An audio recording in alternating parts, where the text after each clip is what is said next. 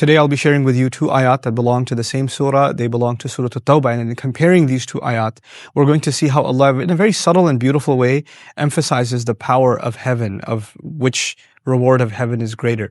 So I'll begin with the first one. This is the 100th ayah.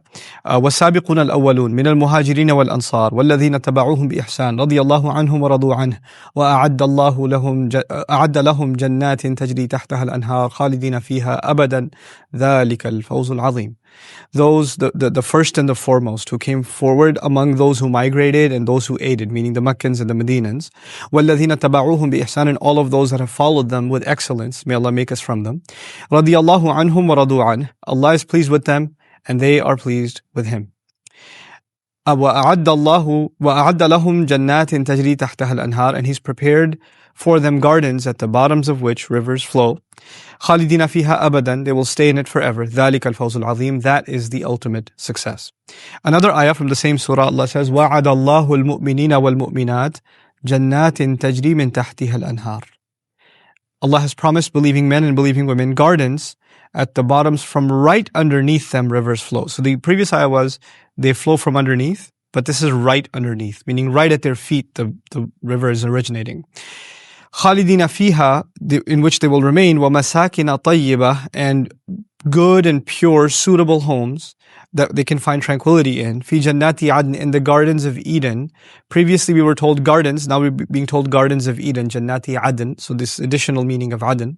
وَرِضْوَانٌ مِّنَ اللَّهِ أَكْبَرُ, and great contentment that they will feel from Allah, meaning Allah is incredibly pleased with them, and that is even greater than all of the rewards previously described. ذَلِكَ هُوَ الْفَوْزُ الْعَظِيمُ, that in fact is the ultimate success. So you find this really small shift. You have ذَلِكَ الْفَوْزُ الْعَظِيمُ, which is, that is the ultimate success, or that's the great success, versus ذَلِكَ هُوَ الْفَوْزُ الْعَظِيمُ, that is in fact the ultimate success. There's an additional huwa, the dhamir, and what that does is it adds an emphatic tone to this ayah as opposed to the other ayah, both belonging to the same surah. Now if you compare the two rewards of Jannah, you'll find that in this case, what Allah has done, in fact, is He's offered, first of all, gardens that are more intense in their reward, because rivers aren't just flowing beneath your feet, they start from right under your feet. So this is actually the idea of ibtida. You're standing at the top of a waterfall where it starts, where it springs. The other thing about, beautiful homes, in the previous ayah you saw that, Allah has promised gardens, but there's no more description. But here, and in the previous ayah, Allah did say that Allah is pleased with them and they are pleased with Allah. But here He said a great contentment. Ridwan, the noun is used, which is a kind of permanence and, transcendence. The great contentment that they will enjoy from Allah is greater. Akbar. It's greater. It's in fact that Allah is describing that the way Allah will be pleased with them is greater than any other reward they've ever experienced. And once He gets to that, He says, ذَلِكَ هُوَ الْفَوْزُ الْعَظِيمُ, that in fact is the ultimate success. He adds an huwa to this.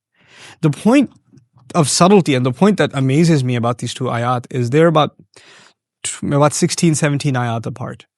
Meaning Allah is giving a speech, He says something, 16, 17 ayats later He says something similar. And while you're speaking, to be cognizant of the fact that I described Jannah, and I described it in more emphatic tones, and that was a more emphatic context in which I described something that is far more powerful, and now I'm describing something that is not nearly as powerful. So I should tone it down by just one pronoun. That kind of conscience in speech is impossible. That's just impossible. I can't keep track of what I said and how much I emphasize something. People remember, for instance, think about it like this. People remember what they say, but it's very hard to remember how emphatically they said it. Maybe I remember saying I was tired. Maybe I don't remember saying, man, I'm really tired. The added emphasis, I just don't remember. I'm not conscious of it.